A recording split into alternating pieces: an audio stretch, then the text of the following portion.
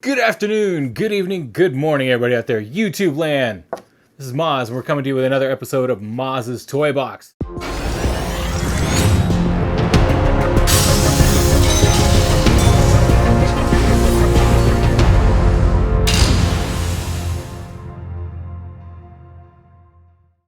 So today, guys, we got a Bumblebee figure.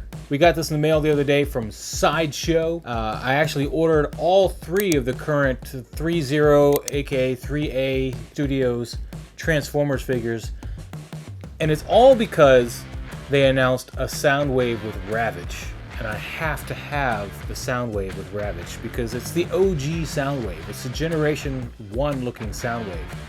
Yes, it's from the Bumblebee movie. They did a great job of representing the Generation 1 figures, so I went ahead and went with that. The only one that doesn't look so much like a Generation 1 figure is Bumblebee. I felt that I really kind of needed that, you know, I needed to at least round out the collection. Blitzwing is a very good look-alike for Starscream, so I went ahead and got him. Of course, Optimus Prime just looks phenomenal. He looks like Generation 1 Optimus Prime. We're going to review all of these, not today, but we're going to review all of these coming up on this channel. So check this out. Here's Bumblebee. And as you can see, getting him into a nice running pose is real easy. He can actually... Let's fix that. So as you can see, getting him into a nice running pose is easy. He can actually balance himself really well on one leg. It's amazing that we can do that. I'm just totally floored. I think it has something to do with the size of his feet, but it also attests to how heavy and how solid this figure is. Where you can get that die cast, you know, it just gives the weight, it gives the balance that it needs in order to get a nice running pose out of him.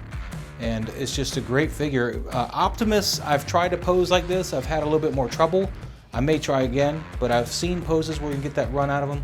This is a great representation of what kind of awesome posability this figure has. There's really no real limitations to him, other than maybe the way his wrist is able to articulate. That's probably the biggest drawback, and it's only because of the armor plating that you can't get the wrist articulation that you would want out of him. But really, it's just a great figure. One other thing I would add to it is maybe posable fingers, like on the RoboCop, where you can actually use one hand to do several different posing techniques, just so you can get the fingers kind of the way you want them. I mean, there's some great options here that come with them, but there's just, I think, a little bit more we could have done with it if we were able to get one set of hands where you could open and close the actual fingers. A great figure though, great, beautiful figure. Alright guys, so here we have Bumblebee in this nice cute little crouching pose. I'm really pretty happy with this pose, I like it a lot. I actually did a photo of this on my Instagram where he's kind of in a corner trying to replicate that scene where he first meets Haley Steinfeld's character, Charlie. You can't quite get his hand in any kind of wave motion where his whole, you know, elbow joint to hand is not raised too high. So even though he can get down squat enough, I can't quite make the hand gesture I want to make. So we're just kind of going with a more frightened, I guess, look, where he's kind of backed into the corner. Alright, so here we kind of got him in a bow kind of position.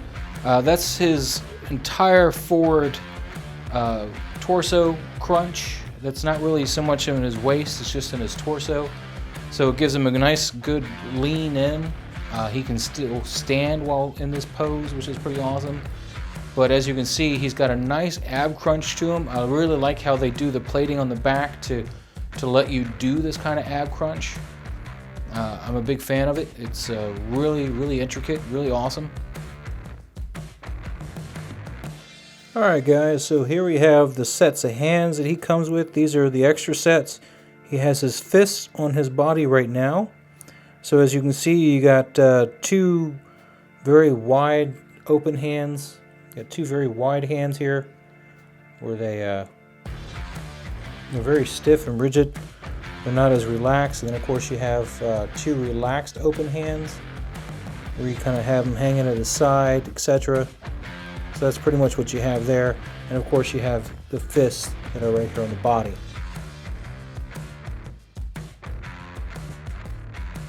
He also comes with this gun arm that he replaces right arm with. So this is some great detail on this. It's a fantastic little piece. Just goes right on his peg there. So the only thing I wish that this gun did differently is that if it lit up on the end with the orange fire there, that would have been great. He comes with another set of doors, so these are just the smaller doors. They're half doors.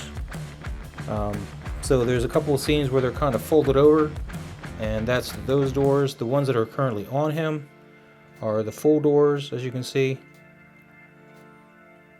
So you can switch these out to half doors or full doors, entirely up to you. And then of course his second head sculpt, which both head sculpts light up. The button is right there, the Autobot logo. Just press that in and it lights up. It'd been nice if these were red, because it's kind of his kill mode. And when you cut your nails, it's kind of hard to hit that button. These ears, of course, fold down. They were up as high as they go. So you can fold them down. Give that more sleek look, depending on what you want to do there.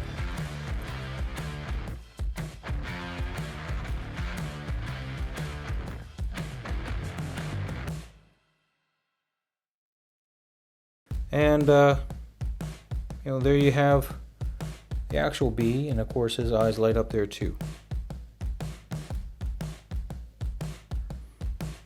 And his ears, of course, will lay down. The doors will move.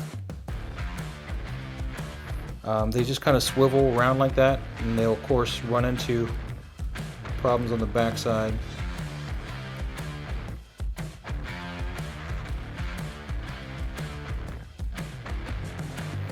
But overall, man, it is a great figure, very well articulated. I love this figure, it's beautiful. It shows up really great in the photography. And this is almost a fully die-cast figure here. So he's got a lot going on for him. There are some plastic parts, but they're few and far between on this one. This one in particular has a lot of metal. He's very heavy when you pick him up. He's smaller than everybody else, of course, but he's very heavy. This here is plastic, this front piece, but it's not a crummy plastic. These joints, of course, will move a little bit to give them some posability. Not that I have the fingernails to grab a hold of them, but as you can see, the plating moves a little bit, so you have some room to move the arms and whatnot. This whole figure is designed so well. Such a great figure. The only downside is if it could transform, and if we could get these wrist plates out of the way. If we can get these wrist plates out of the way here, so that you could actually move his wrists, out. That's as far out as they go. They hit that plate. They go in a decent amount. They just don't go out. So come on back with me to the studio, and we'll finish this up. Alright, Kitty, so that was a close look at Bumblebee. We got Optimus Prime over here right next to Bumblebee, sending him out to do his thing. It's pretty cool. All the eyes, of course, light up. The batteries that it takes is the LR44s. They're 2 per head. And since Bumblebee's got 2 different heads, he needs 4 batteries. Prime's got 1 head, he needs 2 batteries. And Blitzwing, of course, 2 batteries. But all the eyes light up with the batteries included. So I would recommend buying, a pack of like 50 from Amazon. It was like, I think $6 for a pack of 50 of the batteries. Worked out really well. These are beautiful figures. They are die cast, just to keep that in mind. So they got a lot of weight to them, and they can balance on their own really well. They do come with these stands that you can use as well. There's a back piece that comes out, and you plug this in, and you can maneuver this around. Not that it wants to maneuver today, but and get the different kind of poses or whatnot. So this basically comes out, and you can place that wherever you want. That goes in. It's got a little release latch here. It's got a release latch here on the back, so you can pull that back down.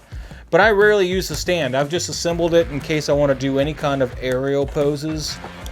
I barely ever use the stand. I generally will only use it if I'm going to do any kind of photography with them in the air, And even then, the fact that it doesn't really tilt, so this is going to be your rotational tilt here, and this doesn't really tilt back, so you can't do anything where he's flying towards anything. It's more of a kind of a getting knocked back kind of aerial. You can also do like a jump forward, but you can't do any actual flight kind of looks, which for Bumblebee this doesn't matter so much. He doesn't really fly as a character, but for Blitzwing, who does fly, it's kind of a pain. It would have been something that they should have thought of, in my opinion, to give you a stand that can give you more of a flying angle. I did a picture, if you go to my Instagram you can check it out, where he was flying and like fighting Prime, and so he was just ramming Prime and flying off with him, and I had to hang him from the ceiling to get that shot. There was no way to do it with this stand. Maybe if I changed the camera around, I don't know, maybe inverted the camera, that might have worked, but it just seemed a lot easier at that point to just hang him from the ceiling. I already have an eye hook up there, just run some wire through it and hang him from the ceiling. The only problem is with hanging with the ceiling is that they'll sometimes want to rotate. That's why you want to use wire, because, and not like cabling, but wire, because wire's not going to spin once it's gotten to like a certain point. It's going to stop and stay, which is really nice. So I had galvanized steel, I think 16 gauge galvanized steel wire. Anyway, that's not really for this video, but these figures are great. They're really heavy. They're built to scale with each other. It's a little sad they're not built to scale with other 6 scale figures, which would make these things huge, but there you have it. It'd been awesome actually if they were built to 1/12 scale. That way at least I could utilize some Mezco or something and some action poses, but for right now, I mean, the only thing that's going to be maybe a G.I. Joe figure, like the old school 3 1/4 might fit with these guys, but that's it. I don't even know what scale those are. So doing any kind of real work with them and any kind of other figures that I might have photography wise, it's not going to be the best cup of tea there.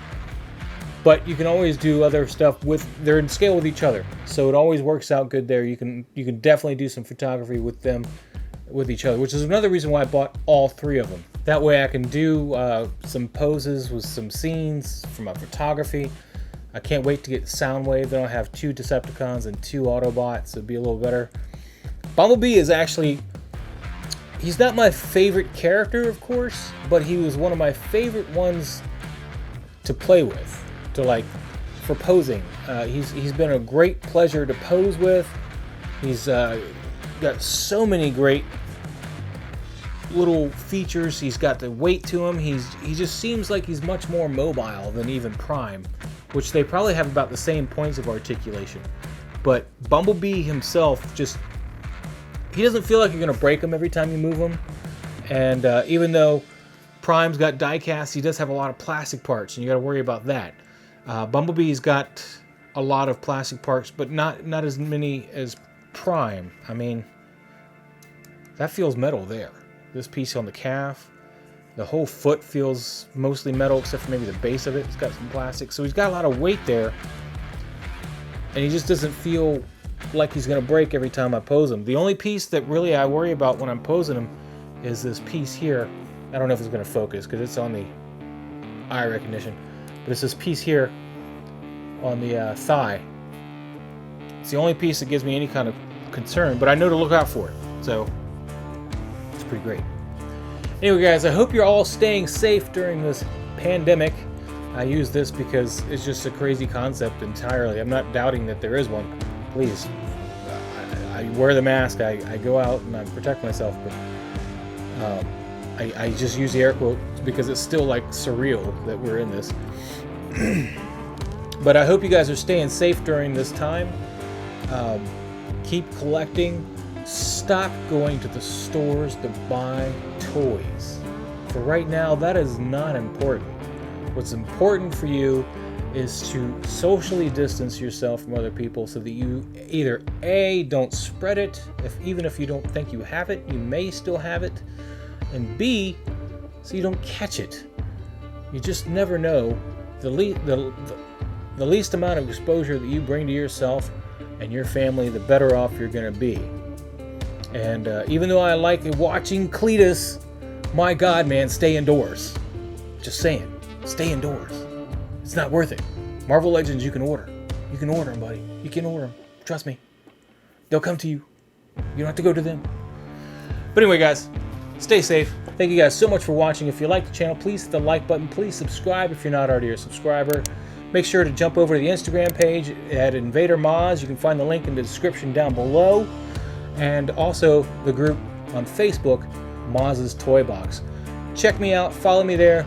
And we're going to have a lot of fun with these, guys. We're going to have a lot of pictures, lots of fun.